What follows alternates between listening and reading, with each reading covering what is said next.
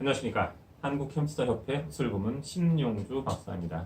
오늘 저희는 강의에서 햄스터가 어떻게 우리 인간의 곁으로 오게 됐는지에 대해서 간략히 알아보도록 하겠습니다.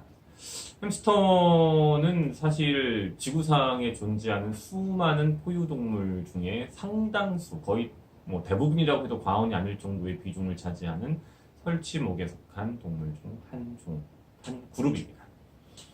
대략 20여 종 정도, 6개에서 7개 정도의 속에 20종 이상이 햄스터로 분류되고 있습니다. 햄스터, 그 중에서 저희가 통상 지금 현재 이 강의에서 얘기하는 햄스터는 시리안 햄스터만을 지칭한다고 이해하시면 무리가 없겠습니다. 별도의 드워프 햄스터들은 나중에 다른 시간을 통해서 말씀드리도록 하겠습니다. 자, 햄스터는 물론 알레포 지역, 시리아에 위치한 알레포 지역에서 오래전부터 인간들과 관계를 맺어왔습니다. 물론 부정적인 관계였죠. 인간은 햄스터를 두드려 잡으려고 했고, 햄스터는 인간의 눈을 피해 인간이 모아놓은 곡식이나 경작하고 있는 곡식의 이삭을 훔쳐먹었습니다. 그것이 서구 과학자들 눈에 최초로 들어오게 된 것은 1740년 무렵입니다. 영국 출신의 학자인 알렉산더 러셀이라고 하는 사람이 알레포 지역의 자연사에 대해서 연구하고 집필을 했는데 그 저작물에 시리안 햄스터에 대한 얘기가 최초로 언급되고 있습니다. 그 동생인 패트릭 러셀도 형의 뒤를 이어서 지속적으로 연구를 수행했고 실질적으로 햄스터, 시리안 햄스터를 우리 사람들에게, 서구 사람들에게, 저희 서구는 아닙니다만은 햄스터를 알지 못하던 타 지역 사람들에게 최초로 알린 사람은 알렉산더 러셀과 패트릭 러셀 형제가 쓴 1판과 2판의 내추럴 히스토리라고 하는 책이다 라고 말씀드리겠습니다. 참고로 1판 같은 경우에는 당연히 절판이 되었고 상당히 희귀본에 속해서 권당 가격이 수백만 원을 국가합니다. 네, 이건 참고입니다. 누군가가 만약에 이 책을 중고 서점에서 찾는다면 확보하시기 바랍니다. 자, 그렇게 해서 서구 사회로 햄스터가 알려졌지만 햄스터 실물이 서구인들에게 알려지기 시작한 것은 그로부터 한참 뒤의 일입니다. 런던 동물학회의 큐레이터로 일하고 있던 조지 워터하우스라고 하는 사람이 1839년경 햄스터, 시리안 햄스터에 대해서 언급한 기록이 있지만 그때에도 역시 실물 햄스터에 대한, 살아있는 실물 햄스터에 대한 언급은 없었고 그 뒤로 실질적으로 살아있는 햄스터를 발견하고 그 햄스터를 서구로 가지고 온 1등 공신은 바로 사울 애들러라고 하는 히브리 대학의 학자와 이스라엘 아하론이라고 하는 그의 동료입니다. 사울 애들러 같은 경우에는 이제 연구 목적으로 최초의 차이니즈 햄스터를 확보하려고 했었는데 그 당시 1930년대의 중국의 상황이 그렇게 녹록지가 않았죠. 네. 일본으로부터 심각한 위협을 당하고 있었고 내부에는 국민당과 공산당 정권 간의 엎치락 이런저런 복잡한 상황이 진행되고 있었습니다. 그런 상황에서 중국으로부터의 차이니즈 햄스터를 확보해서 실험용 동물로 사용하는 것은 불가능했고 당시에는 비교적 정세가 안정적이었던 시리아 지역에 자신의 동료인 이스라엘 아하로니를 파견해서 시리안 햄스터를 채집하려고 시도합니다. 이스라엘 아하로니는 몇 명의 일꾼들을 동반하고 상당 기간 노력한 끝에 알레포의 특정 지역에서 시리안 햄스터의 굴을 발견하고 2.4m나 파고 들어가서 암컷 한 마리와 그 새끼 11마리를 확보하기에 이릅니다. 얼마나 힘들었을까요? 네. 세부적인 기록이 남아있습니다만 아주 각고의 노력 끝에 그 당시에 무슨 굴착기가 있었던 거 아니고 시리아의 알레포 지역은 매우 덥습니다. 건조하고 거의 사막과 같은 지역인데 거기에서 삽 하나 가지고 삽자루와 곡괭이만 가지고 2.4m를 파내려 갔으니 그 전에 얼마나 많이 또 실패했을 것이며 그들의 기쁨은 상상 이상이었을 거면서 그들은 이 암컷 어미 햄스터 한 마리와 11마리의 새끼 햄스터를 박스에 집어넣고 신나서 춤을 추고 노래를 부르고 아마 술병도 하나 땄겠죠. 놀라운 일이 벌어졌습니다. 그새 흥분한 암컷이 새끼 한 마리를 먹어버리고 동시에 암컷은 독극물통에 빠져서 죽어버립니다. 이스라엘 아하로니는 자신의 부인과 함께 남은 10마리의 햄스터 새끼를 겨우겨우 어렵사리 핸드피딩을 했고 정확하게 몇 살이었다는 생후 며칠령이었다는 기록은 없습니다만은 나머지가 다 죽고 겨우 4마리만이 성성숙 연령에 도달하게 됩니다. 하지만 또다시 다른 이유가 한 마리가 죽어서 결국은 3마리만 살아남게 됩니다. 이 3마리의 햄스터가 다행히도 정말로 다행히도 그 안에 암컷과 수컷이 같이 있었습니다. 그래서 당시 이제 이스라엘 아하로니는 지푸라기로 패킹이 꽉 되어 있는 브리딩 케이지 안에 집어넣고 얘네의 번식을 시도하고 여기서 지금 현존하는 거의 모든 햄스터의 조상이 되는 새끼들이 태어나게 됩니다. 당시 실제로 이스라엘 아하로니가 남긴 문서에는 신에 대해서 감사하며 우리에게 이토록 놀라운 결과를 안겨준 것을 경배하고 찬양합니다.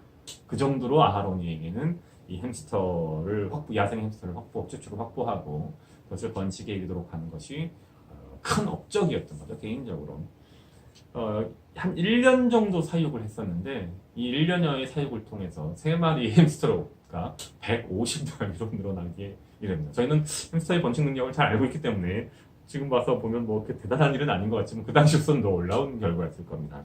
이렇게 확보된 햄스터들은 당연히 최초의 햄스터를 잡아줄 것을 확보해줄 것을 요청했던 그의 동료인 사울 알들러 박사에게 대부분이 보내주고 그중 일부는 다시 인도에 있는 연구자들과 미국에 있는 연구자들에게 보내져서 증식되고 번식용 개체로 사용되기에 이릅니다.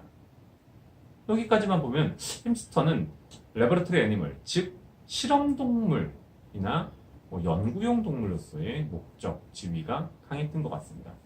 그럼 도대체 언제부터 펫마켓으로 햄스터들이 들어오게 됐을까? 펫마켓, 즉 반려동물로 햄스터가 변모하게 되는 데는 아주 주요한 인물이 있습니다. 바로 알버트 마쉬라고 하는 미국의 자동차 엔지니어입니다. 우연한 기회에 햄스터 한 마리를 일종의 로또 같은 것으로 당첨되어 선물로 받습니다. 이 알버트 마쉬 형사. 근데 가만히 보니까 너무 귀여운 거예요. 그래서 이거를 그냥 실험동물이 아니라 사람들을 위한 반려동물로 키워서 판매하면 어떨까라는 생각을 합니다. 그래서 그는 실제로 사육시설을 만들고 햄스터를 직접 키워서 어디다 판매했냐? 회사 판매가 물론 이제 랩에다가 판매를 했거든요. 시간이 지나면서 일종의 브리더 연합회를 만들어서 햄스터 시장을 석권하게 됩니다. 다만 시간이 지나면서 지금 현재도 국내에서 뿐만 아니라 국제적으로 심각한 문제가 되고 있는 이른바 웨테일 신드롬, 이제 심각한 설사죠. 햄스터를 죽음에 이르게 하는 그 설사로 인해서 적지 않은 햄스터들이 죽게 되고 그는 결국 사업을 추후에 접게 되었다라는 기록이 나옵니다. 이렇게 보면 이제 전체적으로 현존하는 모든 햄스터는 최초의 시리아 지역에서 1930년대에 확보되었던 3마리의 새끼에서 나왔다라고 볼 수 있는데 1971년경 MIT, 미국의 매사추세츠 공과대학에서 공부하던 미셸 R. 머피라고 하는 학생이 시리아 지역의 알레포 지역으로 다시 가서 몇 마리의 햄스터를 추가로 확보합니다.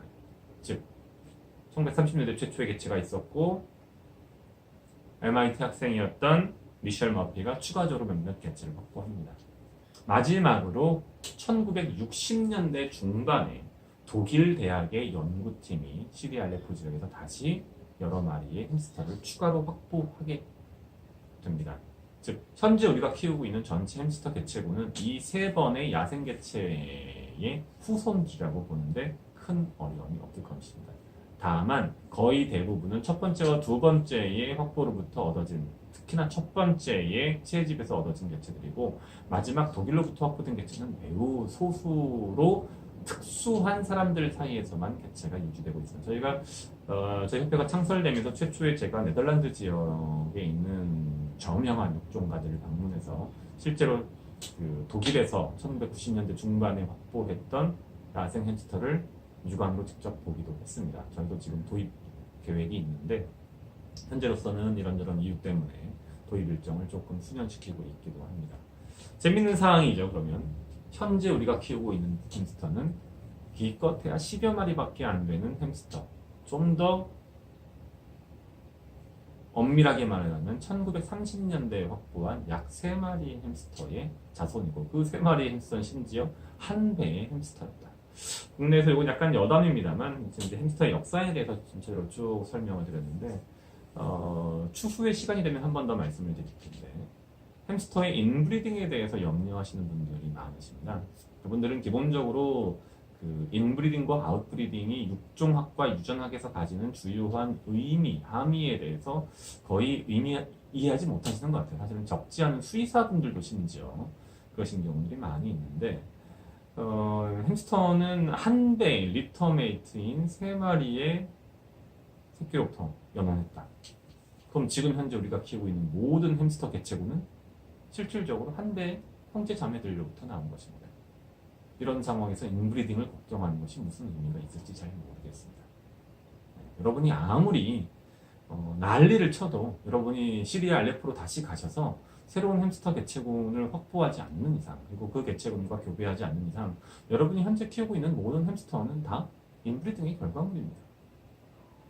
알고 계셨나요?